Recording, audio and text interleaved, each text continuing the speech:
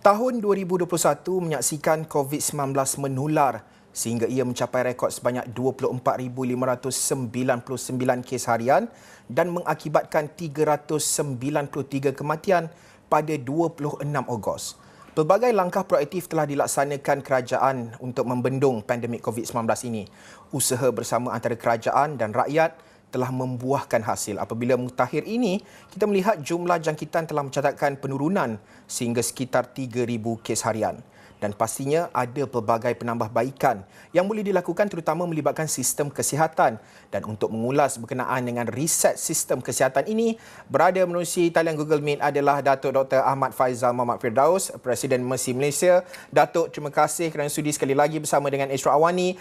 Sewaktu krisis ini kita sering bersiaran bersama melihat kepada pelbagai perkara, cadangan penambahbaikan, tetapi secara keseluruhan untuk kita wrap up tahun 2021 dalam sektor kesihatan ini. Bagaimana Datuk melihat secara keseluruhannya dari segi penyampaian di peringkat kerajaan, dari segi fasiliti, kemudahan dan juga cabaran-cabaran yang mungkin kita akan depani pada tahun 2022 nanti, Datuk? Terima kasih, Haris. Yang pertama sekali kita harus ambil iktibar dan bermuhasabah. Walaupun kita alhamdulillah sekarang ini dalam peperangan besar kita dalam menangani wabak pandemik COVID-19, kita dalam keadaan yang tidak begitu teruk, ya. Walau bagaimanapun kita tak seharusnya terlalu selesa. Itu yang pertama, sebab walaupun kita telah berjaya mengurangkan kes daripada setinggi 24,000 lebih seperti mana yang disebutkan tadi kepada 3 hingga 4,000 sekarang ini, kita masih lagi belum lagi dapat menurunkan kes ke tahap di mana ianya boleh dikatakan sangat rendah. Dan ini adalah baseline kita sekarang, 3 hingga 4,000.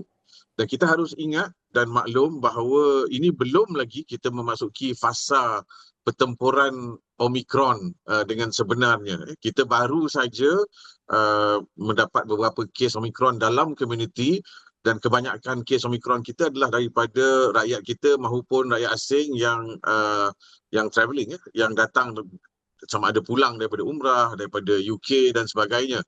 Jadi kita belum lagi selesai menghadapi wabak COVID-19. Itu yang pertama. Yang kedua, jika kita lihat trend seluruh dunia sekarang ini, di seluruh dunia, terutama sekali di negeri barat, Amerika, Eropah, trendnya ialah kes-kes meningkat dengan mendadak dalam masa 2-3 minggu kebelakangan.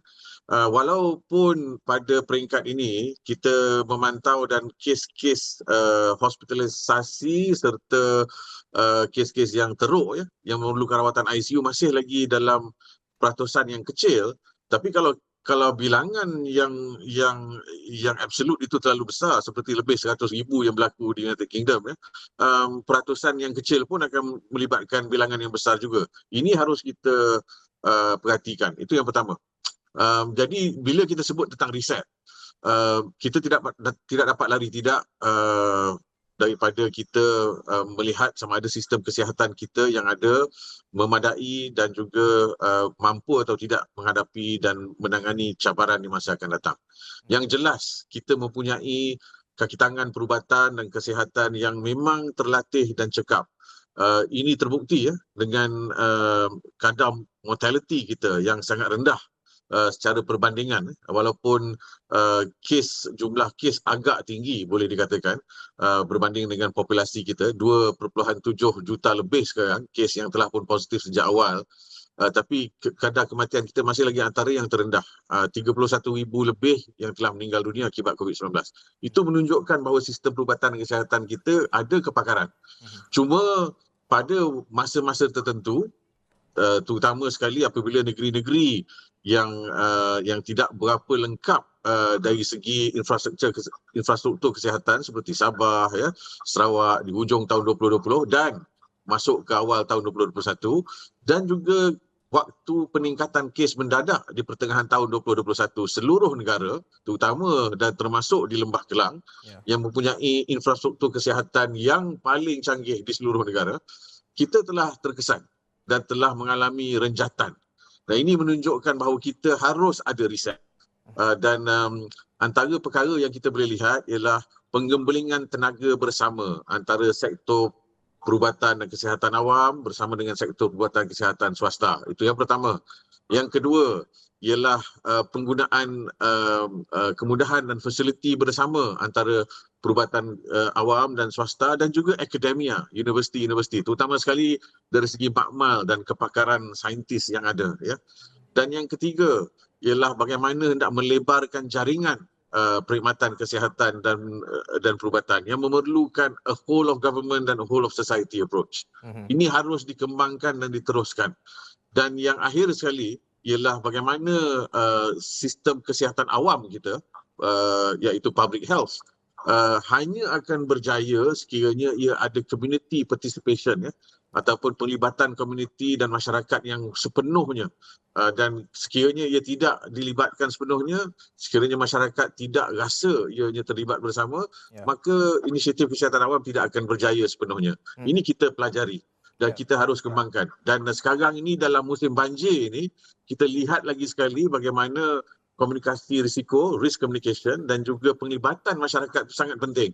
Sekiranya tidak ada penglibatan masyarakat, kita akan dapati bahawa segala usaha kita akan pincang. Dan ini harus kita pelajari bersama. Baik. Terima kasih Datuk Dr. Ahmad Faizal Muhammad Firdaus, Presiden Mercy Malaysia, mengulas berkenaan dengan kita riset menuju ke tahun 2022 dalam konteks menambah baik sistem kesihatan negara, dan pastinya cerita tidak berhenti di sini. Kita banyak lagi usaha-usaha untuk mengangkat suara rakyat, membawa penambahbaikan dari tahun ke tahun, dan juga akan terus mengangkat suara rakyat untuk terus dicapai hasrat mereka menjelang tahun 2022. Sekian cerita untuk hari terakhir 2021. Selamat Tahun Baru. Saya Haris Ashraf Hasnan. Salam hormat.